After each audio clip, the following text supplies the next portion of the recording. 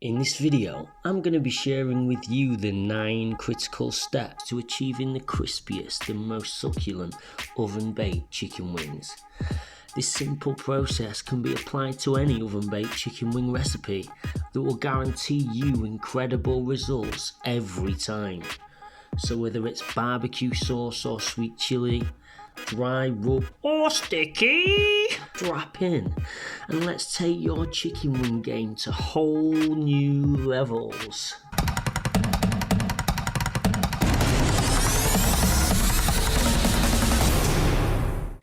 My name's Gregory D and a huge welcome back to the Fake Kitchen, and if you're not subscribed already, then you know what to do. Now, oven-baked chicken wings tend to fall into one of these 3 recipe categories. Number 1, apply the dry rub and then bake. With this method, you will achieve the crispiest wings. Number 2, apply the dry rub, then bake, and then toss in sauce at the end. This method, you will sacrifice some crispiness for sauciness. Or number 3, marinate them and then bake, adding a honey glaze 15 minutes from the end of the cook. Once glazed, these wings will take on a slightly chewier crunch exterior. This process I'm about to share can be adapted to fit in with any of these methods if you prefer your wings one particular way to another. But for the purposes of this illustration, and mainly because it's my favourite, I'll be using number 3. Anyway, now that's covered, let's jump straight into the first point. Divide wings. There's 2 ways to do this. If you look around the joint of any wing, you'll see a little knuckle, and if you position your knife right in the joint, it should glide through with no hassle. Some tougher joints may need additional pressure using the heel of the knife to push through. The other way is to simply hold the wing with the joint facing down and gently allow the knife to slide through. There's 2 reasons to divide the wings. 1, it allows more surface area for crisping throughout the cooking process. And 2, the wings look more presentable when served and are a lot easier to eat. Prick the wings. Just take a fork or any sharp object and work your way steadily through all of the wings.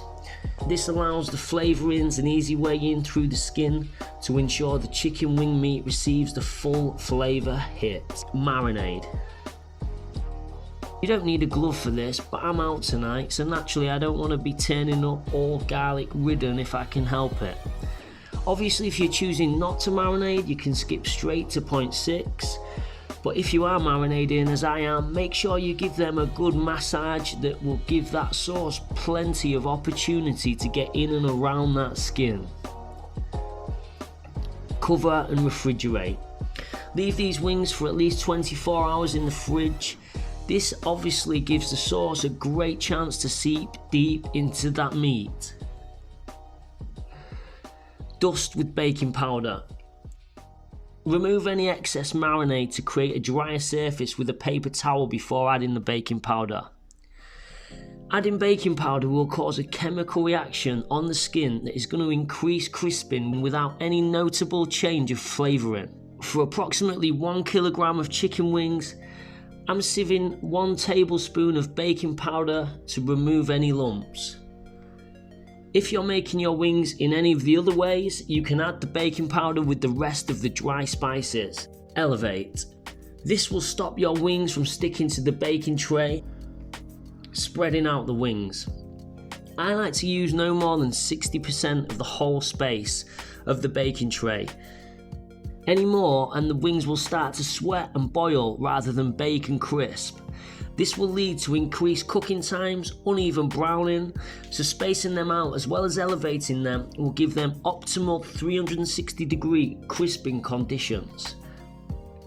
Cook. Into the top of the oven for 45 minutes on gas mark 7, 220 degrees Celsius or 420 degrees Fahrenheit. Finally, add in the glaze 15 minutes from the end of the cook. This step is optional, but I like to add a sweet, sticky glaze that's going to create moisture and a slight chew without losing too much crispiness. Honey works perfectly. take this 9-step process and apply it next time you're cooking wings to take your wings to that next level of perfection. I hope you've enjoyed this one as much as I have, and I'll see you on the next one.